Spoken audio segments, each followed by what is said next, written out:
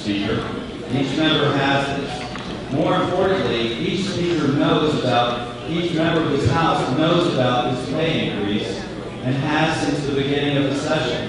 I'm going to go further than my colleagues. I will tell you that if you do not bring this bill out to the floor for a vote, you are, as the old Latin maxim says, silence implies consent. You're voting for this. You need to support this coming to the floor for a vote. Candidly, no one ever intended for the Rules Committee to be used in this fashion, in my opinion. Hiding behind the rules of the House to dodge a tough vote is not what these people sent us here to do.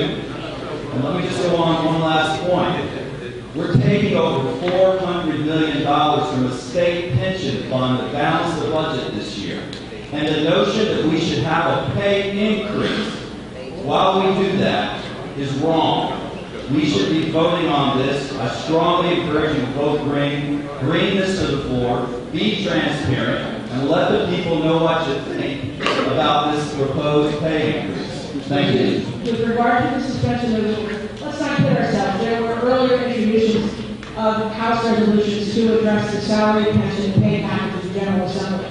That resolution sits in rules. It did not come out of rules. It did not get referred to a committee. The choice that you're going to make on the suspension of the rules really is whether or not you're going to be heard on this issue. And so I'm asking for the suspension of the rules so that we may properly address and debate this issue, one that we intended to address during the budget. We found out that our salaries and pay packages were not included in the budget.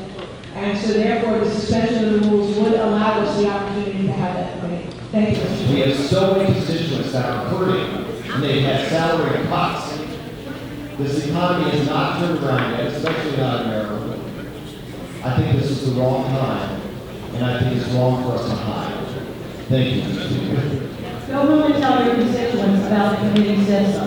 Go home and tell them that there was no opportunity to go forward the budget. They don't understand that they will hear they're tired of the games. Let's get it over with. If you think it's overrated, we'll have a discussion about it after we do the suspension of the rules. Let's have a discussion about it. If you think you deserve to stand up and be heard. We do that on all of these bills, whether we take the petition, a referendum, or not. We vote when we say we take a stand on a lot of tough issues. This is, it sounds like it's not that cumbersome, but it's just no great thing. I appreciate a great vote that we can have a debate. We're going to tell your constituents, and yes, you were heard on this issue. Thank you. We got an answer to the people of Maryland, and that board is not responsible for how the voters of Maryland want us to vote. Thank you. But guess what? It's not like any other bill that comes before the House because it's about your pay. It's about how much you get paid. And that's what makes this bill different.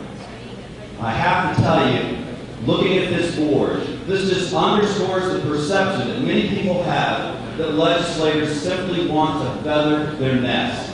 They're not even willing to bring their pay ratings up to a vote in the light of day. And that's wrong. It should not be this way, Mr. Speaker. This is an appropriate motion.